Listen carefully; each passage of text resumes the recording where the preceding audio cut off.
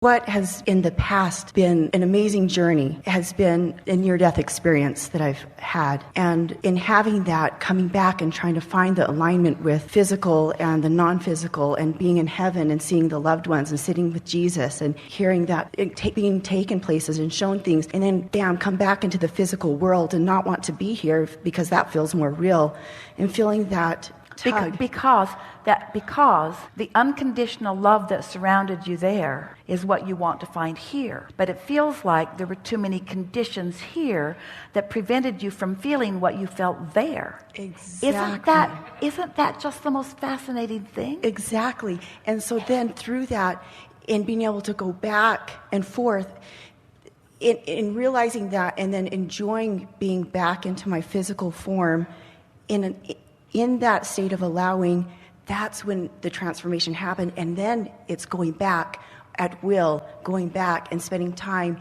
and realizing that the phenomenon of this place that we call heaven is not heaven. Heaven is exactly being in the space of relativity. It's a state of being, isn't it? It's not a place. It's a state of being. And its greatest potential to be realized is right here on the leading edge, where all that you call heaven and God is focused. Right here where you are.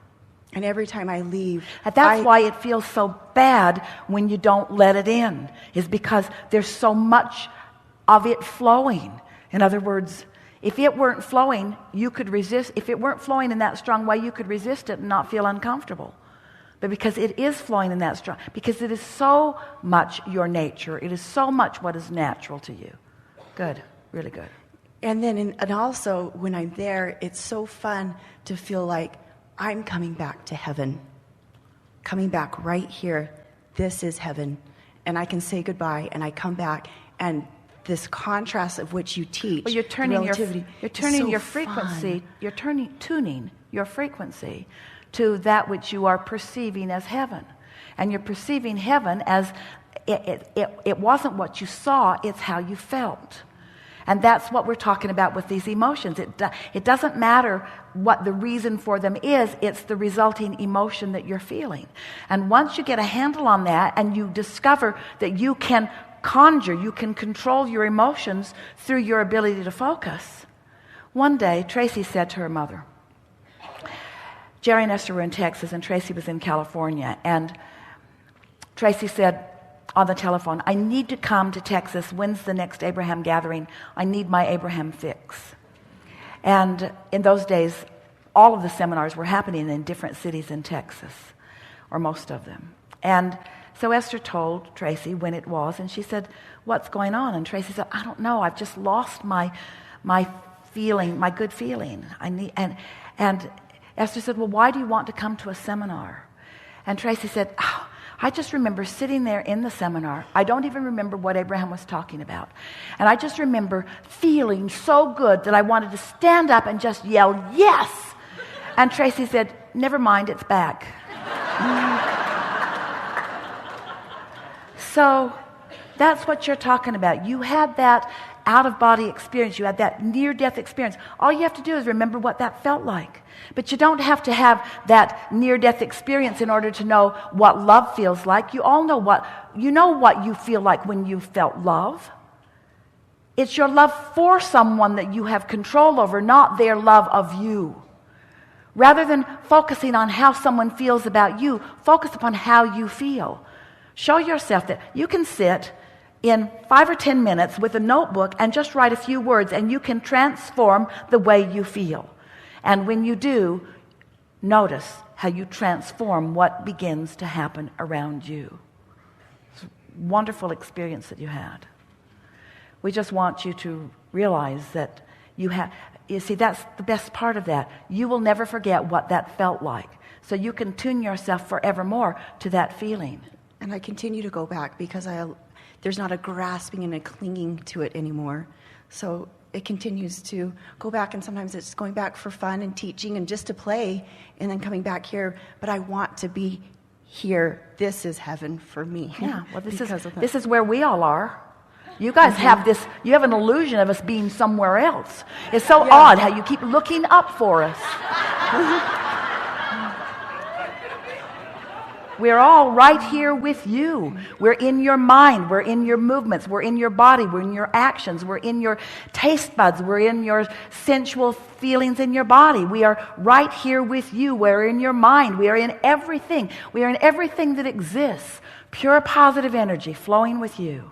And often I've noticed I've done that in so many forms of my life, and I have to keep on coming back into alignment because so often we want this phenomenon of something that we don't really have, or that just seems so magical, or seems so beyond, is so much better, rather than being so grateful exactly what is being experienced, that in the imperfection is perfection, is perfect right where it's at. The nice thing to know about finding this alignment is after a while, it's such a natural, practiced vibration that it's not like having to go back to it. It's just being it. And we want to help you just a little bit to dissolve some of the effort around it. You don't have to go back to it. These are the words we want you to hear. Just stop doing that thing you're doing that's keeping you from it. That's why you go away for 11 days. Just stop doing that thing, and that's what we mean by the cork that floats. Unless you hold it under the water, it floats.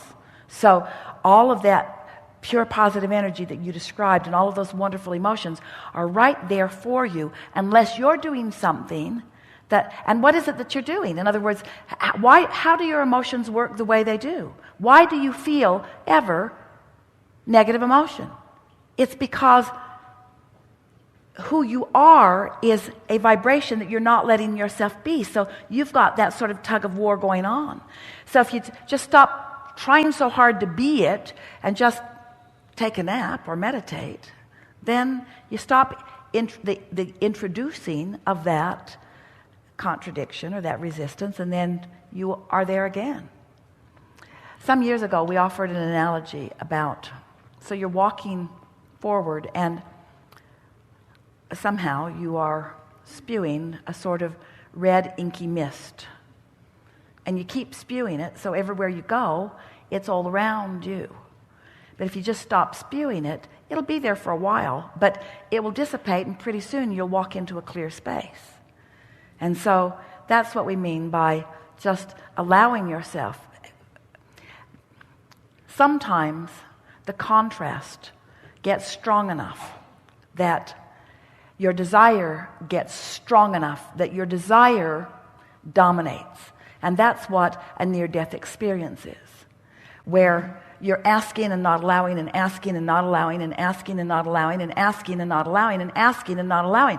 And the more you're asking and not allowing, the stronger the tug of war gets. So you're asking and not allowing, and asking and not allowing, and asking and not allowing, till finally you're asking with such volume, such vibrational volume, such proportion, such powerful meaning, that the asking for just a moment dominates. And you have the experience like you had. But you're not practiced at staying there. In other words, the stakes just got so high that you ask in such a strong way. So that's why you've done enough asking to keep yourselves busy for 20 or 30 lifetimes. Your vortex is full of so much. It's the time to chill out. It's the time to begin allowing. The time to give yourself a break. It's a time to walk more and breathe more and get outside more and drink more water and be nicer to yourself and get a massage every now and again and go to movies that are funny and don't watch the news. Do the things that make you feel good. Train yourself into what feels good. And then all the things that are in your vortex, all of that vibration becomes reality. You accomplish a consistent enough perspective of life that you allow the heaven that is the vortex to be realized by you moment by moment by moment by moment. And that's when it gets so good. It's not like you want that and you make your way to it. It's that your path just keeps unfolding and unfolding and unfolding, and every step on the path is a delicious step. It's clarity, and it's learning, and it's understanding, and it's knowing, and it's fun, and it's involvement with others. It's just good, good, good, good, good. That's what you came for. Not one of you said, I'll go suffer myself, and if I am meek enough in my suffering, that then I will be granted permission to leave this horrible place and return to heaven. Not one of you said anything like that. You said, I am a pure positive energy being, and I'll go forth into an environment that will inspire expansion within me. And all of the resources, all of the energy that creates worlds will be at my back, flowing through me for the accomplishment of anything that I'm inspired to. And the inspiration will never cease. You are eternal beings. You never stop being, you see. And the only time that anyone would want to reemerge into heaven or go away for 11 days in silence. Sorry you came, aren't you? Enormously beneficial part of all of this is because you don't want the resistance. You don't want the feeling of resistance that you have come to accept and eventually to expect, you see. We want you to gradually allow yourself to expect all of the things that the source within you expects for you. Really good conversation. Really good.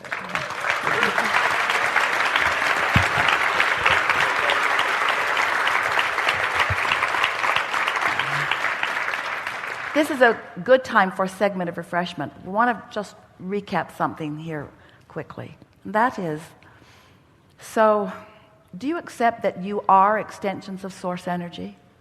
And does it feel logical to you that you are the leading edge of that source energy consciousness? And that this manifestation is something that source wants? That's why you came? And so can't you feel how much, we started to say how many, it's not quite the right term, are rooting for your accomplishment of whatever is important to you? We just want you to understand that the success that you're looking for is the joy. And when you put that in the perspective of what you most want, and then you show yourself that you can accomplish it in this moment and in this moment and in this moment, regardless of anything else that's going on, then you've got it. In other words, when you put that joy factor first and you show yourself how you can unconditionally achieve it, now you've got it. Now anything and everything that you've been picking up along your physical trail will flow easily into your experience for the enhancement of that joy. Really good time for a segment of refreshment.